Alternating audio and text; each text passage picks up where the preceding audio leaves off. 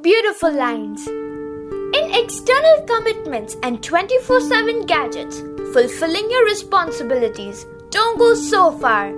In fact, give yourself a golden chance to discover who you really are.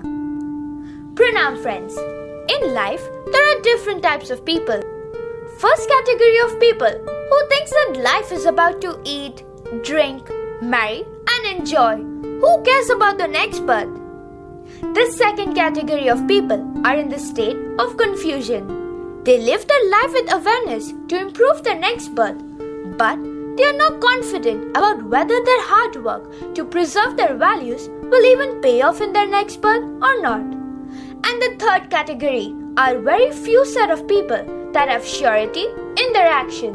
Innervoicepaathshala, by dedicating this story, wants to tell you guys that always remember this universal law. If you have practiced hard or you really want something in your life with conviction, then the entire universe will come together to support you. For those who are really sure about their action, that's wonderful. That's how it should be. But for those who are unsure and confused, so without wasting time, let's just listen to the story. This is one of the incidents of Vajra Swami's childhood. Vajra Swami was a great mastermind scholar of Jainism who just in cradle learnt 11 angs. This story is when Sunanda, out of frustration, gave Vajrakumar to the monk husband Dhangiri. And after that, Arya Sigiri, who was the guru of monk Dhangiriji, gave Vajrakumar to Sadhvijis to take care of him. All the ladies who came to greet and gain knowledge from Sadhvijis used to play with Vajra and feed him. They took a good care of his necessities.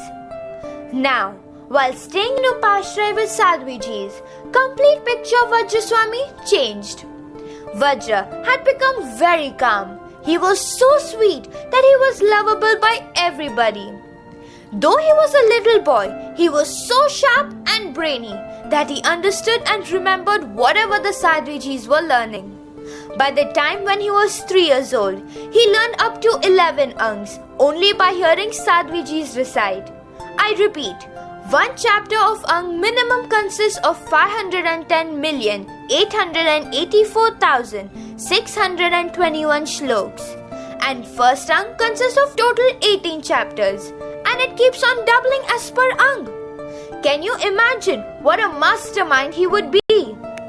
Now, one day, one of Sunanda's friends came to her house and said, "Do you know that your crying son spends a lot of time at our Upashraya? I've never heard him crying. He's a very charming and a lovable boy." Sunanda tried to take her words lightly, but after all, she was a mother. Her desires to see her son grew intense. She started thinking, what did I do? How could I give away my precious child to a monk? After all, he is my child. I should get him back. A few days later, Arya Sigiri and monk Dhangiriji came back to the town again. She went to the Upashraya and approached monk Dhangiriji and said, "Please, give me my son back. I cannot live without him anymore." Monk Dhangiriji said, "I told you at that time only. Once you give him away, you will not get him back. Remember, you said you did not want him in the evidence of your friends and community? We cannot give him back as a monk's code of conduct."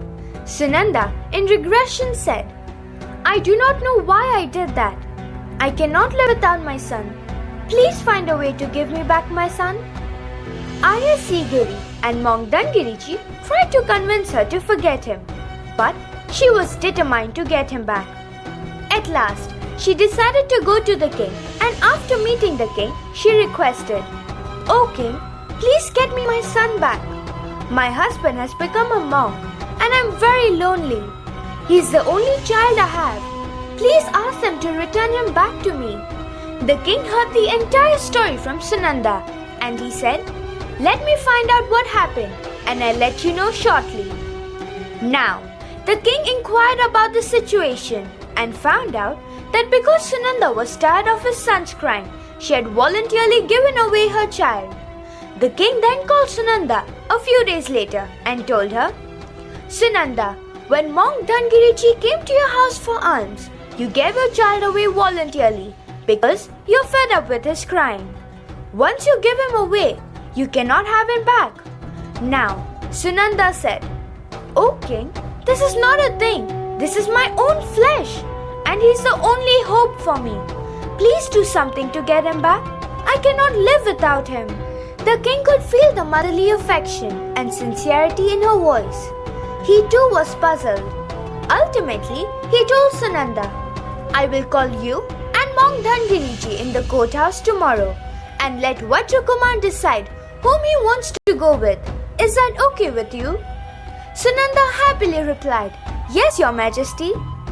The next morning, the king's court was jammed with full of people to see what would happen to the child now. Sunanda came with toys, sweets, clothes and other novelty items to attract Vajrakumar. The king and all his ministers arrived at the court. Monk Dhangiriji also came with the other monks. Everybody, including the king in the courthouse, paid homage to the monks. Vajrakumar was also present in the court. The king addressed, "Vajrakumar, although you're very little, you're very intelligent and you have to decide what you want." Pointing towards his mother, he said, "She is your mother. She is very affectionate and has lots of love for you. She has lots of toys, sweets and good clothes. She wants you back, Vajrakumar." And on the other side, pointing towards Monk Dhangiriji, he continued, "There is the monk who has given up the worldly life and lives a life of renunciation. He is a very virtuous and a revered person who wants to keep you with him to teach you the process of purity to uplift your spiritual life. Now, you decide which way you want to go. Do you want to go with your mother or with the monk? The choice is yours." There was a pin-drop silence in the court. Everybody was eagerly waiting to see what Vajrakumar had decided. Vajrakumar was also serious today. He got up, and as he was walking, he looked sometimes at his mother and sometimes towards Monk Dhangiriji. Sunanda started screaming, "Son, come here. See, I have bought you toys, sweets and new clothes. I kept you in my womb for 9 months and took all the troubles to give you birth. You're the only age helper for me. Your dad left you and went, but I took a good care of you. Now, I'm totally left all alone in this worldly life. Come to me." On the other side, Monk Dhangiriji did not have anything with him except his ogha and said very gently, "Oh Vajra, if you want to really use up this birth to dissolve all your karmas, then here it is." He showed the ogha to Vajrakumar. Vajrakumar happily ran and picked up the ogha and started dancing with it. He started smiling once again.